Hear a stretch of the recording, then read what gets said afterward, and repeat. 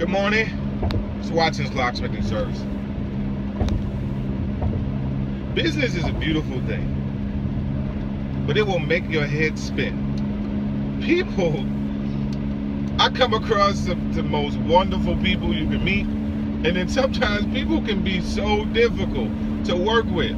And I get it. Like a large part of dealing with customers, right, is educating them on what's available, what makes sense and what doesn't, and then trying to fill those needs, trying to make sure that you are fulfilling their needs that they have or desires that they want in terms of hardware and what they want things to do. So I get a call, and this person, now I've been going back and forth with this person. I actually did a video on it about bidding the project. Now I bidded this project, and the project, the amount came up to around $2,000. Now this was for there was a lot of hardware on the door. There was a lot of hardware on multiple doors, and then there was an issue with one of the doors that needed repair. So I had to, so I put into the bid, hey look, this is what it's going to cost to fix that, okay? Because it defeats the purpose of me putting some high grade lock cylinder on your door if your door doesn't work. Okay, so it's my job as a security personnel to let you know these are the issues with your door and your security. And so putting the door, this lock on there, expensive lock, it negates the, like seriously, like what's the purpose? So anyway, moving forward, this person calls me, and we finally, I thought we got somewhere on what we wanted to do. Right, so I finally send him over, and I say, hey look, this is the quote. He told me the budget in which he wanted to stay in, and I told him, okay, for this budget, being realistic with you, you cannot get these items for this price, for grade 1 items. It's not going to happen within that price point, as well as pay me. So I end up paying for your equipment in addition to doing the labor for free. Now I like them, and I like all my customers. I enjoy them, but I'm not going to pay for your equipment. Okay, now I'll pay for it in advance, absolutely, and I'll bring it and I'll install it. But I'm not going to pay for it. I'm not going to just be gifting everybody products. Not going to happen. Or I might as well not be in business, and we can just be a blessing to people and go around and say, hey, look, you need a new knob, and I'll replace that. And sometimes I might do that, and that's fine. But as a startup business, a new business, well, we're not really new, but you know. The relaunch, I can't do that, right? So he's giving me the budget, and I tell him, okay, look, this is what I can do with this. And so I gave him that, and he was okay with it. Okay, great. But he's one of these people where sometimes you deal with customers where they want these things. They want things, but then their budget is set, and the things that they want is out of their budget. Kind of like sometimes, I've lived in the past, and we kind of tend to live above our means type of thing. Right, so you have to know what you can afford and what you can't afford. And so sometimes you may not be able to purchase the Maserati. For right now, you might just have to take the Hyundai. And that's okay, because Hyundai makes some nice vehicles. All right? So it's okay to get the Hyundai.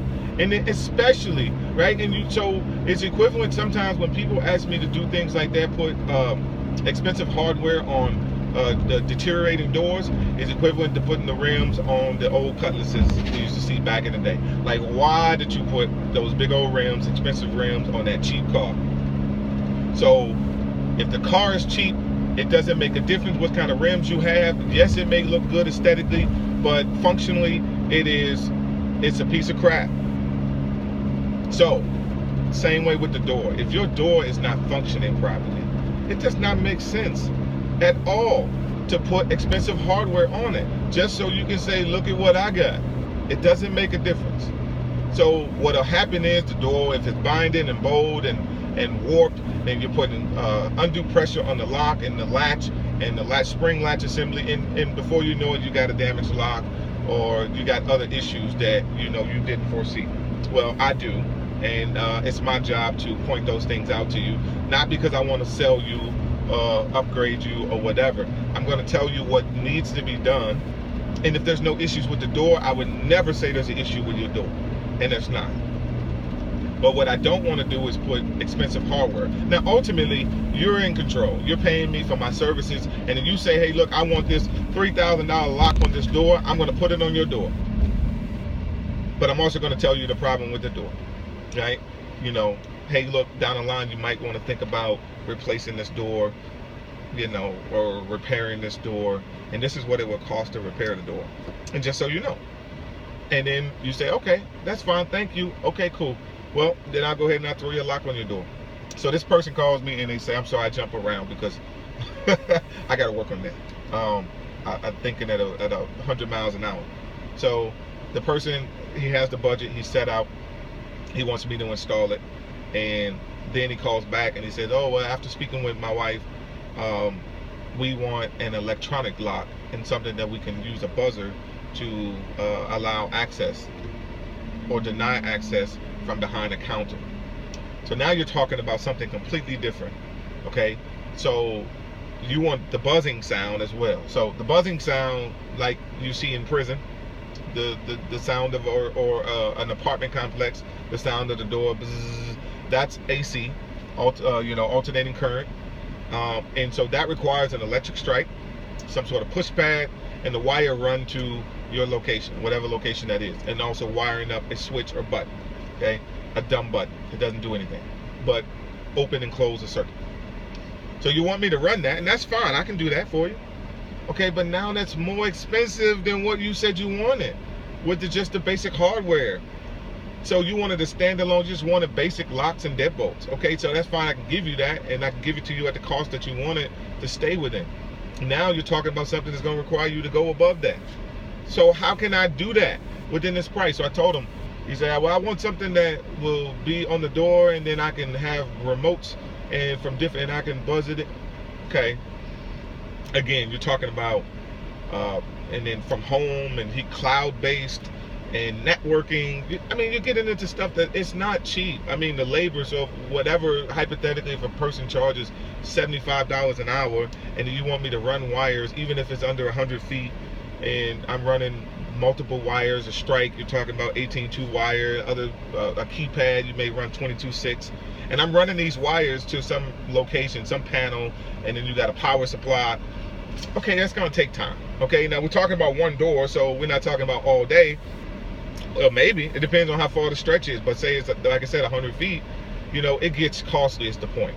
And so you've already exceeded your budget. So with the strike and the keypad alone, unless you got something extremely cheap.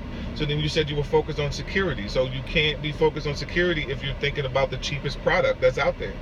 So even getting the cheapest products, okay, so you can go to Amazon and buy something off of there, and you can spend less than $100 probably on a keypad and a mag lock and a strike and a PIR system, infrared system, and all that kind of stuff. You can get it for probably $100 or something.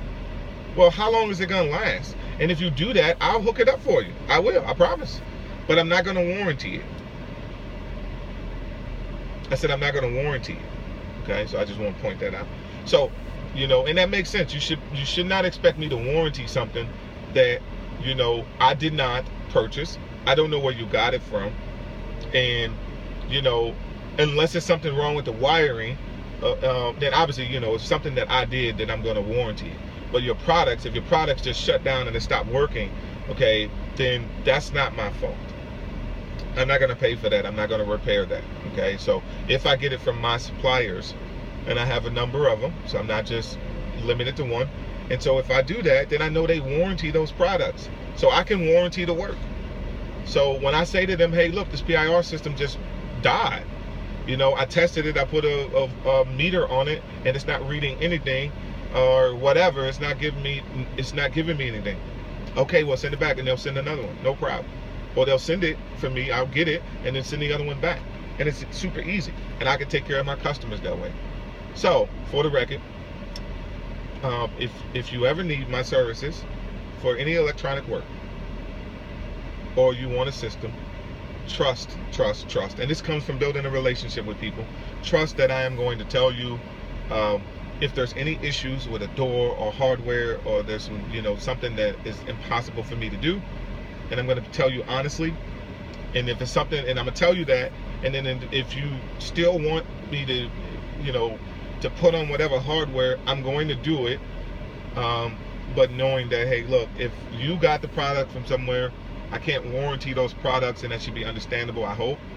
And we'll do the best we can to make that work, whatever you purchase. But if you have a budget, and you tell me what the budget is, and I'm going to tell you what you can get within that price range. And I'm going to try to give you a low, medium, and high range, so you have options. But I'm going to tell you why you should never go with just a low grade, so anyway, but we would have that conversation during our initial assessment, so so that's all I wanted to say. So I'm actually en route to a business right now, and they called me back. This is I was called there for a service, and then while I was there, he asked me to do another job, the owner. So I was happy to do it, and so now I'm going back out because they possibly have more work that they want me to do. So that's what I'm en route to do right now. And then I have a job at a CVS where I'll be drilling out an IC core to remove the cylinder because the control key doesn't work, which is what takes that figure 8 shape out of the lock, takes the core out, and their control key doesn't work, so I'm drilling that out so they can put another core in. And it's a pretty light day.